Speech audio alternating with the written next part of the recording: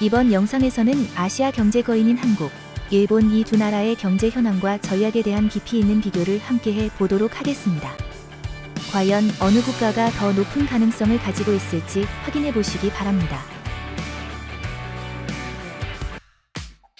한국은행에 따르면 한국의 GDP 성장률은 2023년 1.4% 성장, 2024년 2.3% 성장을 예상하고 있습니다. 한국은 소비의 증가 속도가 예상보다 느려지고 건설 투자와 상품 수출의 감소 속도가 완화되는 추세입니다. 또한 해외여행이 조금씩 회복되면서 개인 소비가 전년도 대비 2.5% 증가할 것으로 보입니다. 전반적으로 금리 상승과 부진한 주택 시장에 대한 반응으로 개인 소비와 투자는 당분간 약할 것으로 예상되나 2024년에 점차 회복될 것으로 보입니다. 한국 정부는 올해 하반기 정책 과제를 추진하여 경제 활력을 높이고자 합니다.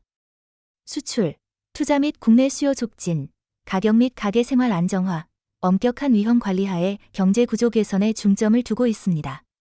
OECD는 재정 정책 지원이 축소되어야 하며 기업 생존보다는 사람들과 기업 역동성 지원에 중점을 두어야 한다고 제안합니다.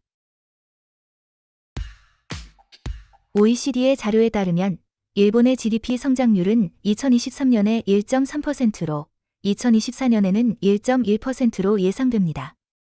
현재 임금 성장이 가속화되고 중소기업으로 확산되고 있기에 인플레이션 현상이 두드러질 것으로 보입니다. 다만 일본은 누적 수요의 실현, 양호한 금융 조건 및 정부의 경제 대책과 같은 요소들에 의해 점진적으로 회복될 것으로 예상합니다. 그러나 높은 원자재 가격과 해외 경제의 회복 속도 감소로 인한 하방 압력을 받을 수 있습니다. 일본 정부는 가계가 에너지 가격 충격에 대처하도록 지원하고 방위 지출을 증가시켜 소비와 투자를 촉진할 계획입니다. OECD는 노동력 참여를 강화하고 기업 역동성을 자극해야 하며 공공 및 민간 부문 및 교육에서 디지털 기술 사용 확대에 중요한 가능성을 활용해야 한다고 제안합니다. 한국과 일본 모두 최근 몇 년간 경제적 역경을 겪었습니다. 성장률이 느려지고 각각의 국내 시장에서의 도전이 있었습니다. 그러나 이러한 도전을 해결하는 방식은 다릅니다. 한국은 정부 지출을 증가시켜 사적 소비를 촉진하는 데 중점을 두었습니다.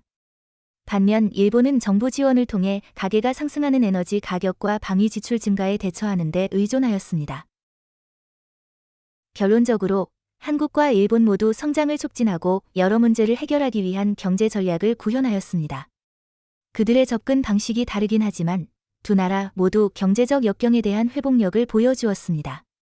앞으로 그들의 각각의 전략이 어떻게 계속 발전하는지 지켜보시기 바랍니다. 이렇게 오늘의 주제를 마치겠습니다. 다음 동영상에서 또 만나요.